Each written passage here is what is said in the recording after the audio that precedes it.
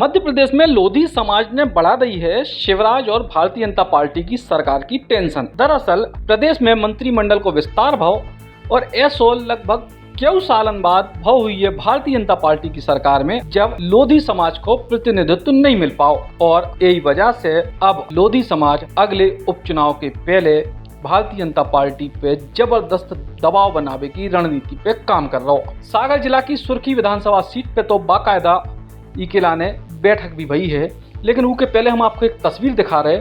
इस तस्वीर में लोधी समाज के प्रतिनिधि आपको देखने को मिले मुख्यमंत्री शिवराज सिंह चौहान के संगे। और बड़ी बात यह है कि इन प्रतिनिधियों में कांग्रेस पार्टी के विधायक प्रद्युमन सिंह लोधी भी शिवराज सिंह चौहान से कल मिले हैं, जो मध्य प्रदेश के मुख्यमंत्री हैं। अभी मुलाकात के पीछे वजह दूसरी बताई गई है, लेकिन भीतर की खबर यह है कि कांग्रेस पार्टी के विधायक भी मध्य प्रदेश में लोधी समाज के कोनो व्यक्ति को भारतीय जनता पार्टी की तरफ से मंत्री बनावे की मांग करके आए हैं मुख्यमंत्री शिवराज सिंह चौहान से।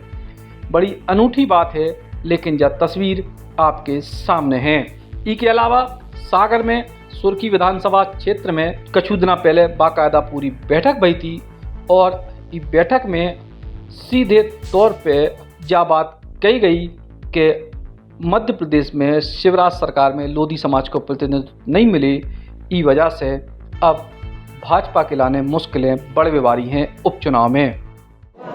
आज जो लोधी समाज की 83 स्तर की बैठक थी, उसका मेन मंथन एक ही विषय था, लोधी समाज का मान और सम्मान। क्योंकि जो मंत्रिमंडल विस्तार हुआ है उसमें लोधी समाज की बहुत उपेक्षा हुई है।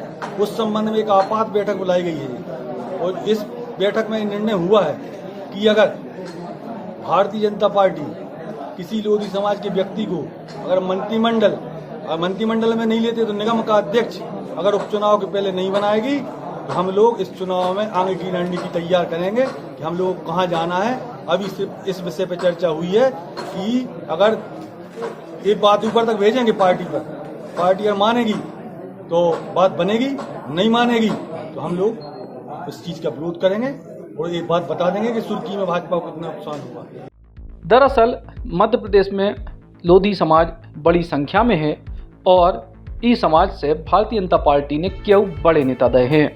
मध्य प्रदेश की पूर्व मुख्यमंत्री उमा भारती, वर्तमान में केंद्रीय मंत्री प्रहलाद पटेल, पूर्व मंत्री कुसुम महंदेले समेत तमाम ऐसे नेता हैं जो पूरे के पूरे समाज को भारतीय जनता पार्टी के संगे जोड़े रखे रहे।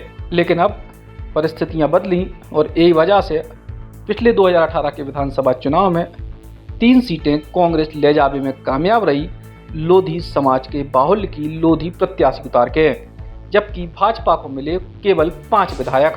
और यही वजह से अब समाज के लोग उपचुनाव में जो दावा कर रहे कि 24 सीटों में से ज़्यादातर पे लोधी समाज बड़ी प्रभावी भूमिका में है और अगर इतने लोधी समाज भारतीय जनता पार्टी से दूर हो गए तो फिर पार्टी को मुश्किल हुई है।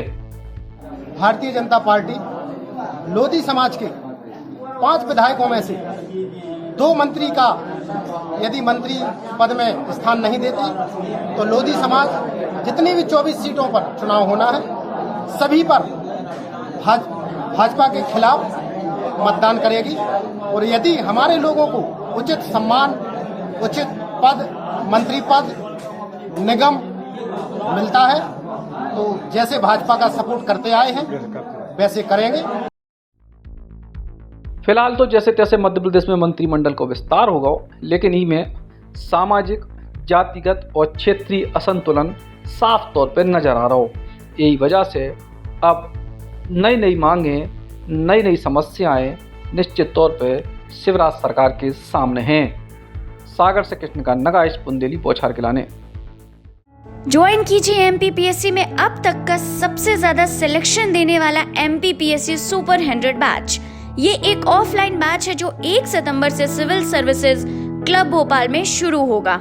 हर साल की तरह इस साल भी बैच में है केवल 100 सीटें। 10 महीने के इस बैच की फीस है मात्र 24,000। एडमिशन होंगे सिर्फ 9 अगस्त 2020 को। इच्छुक विद्यार्थी संपर्क करें 7747068666।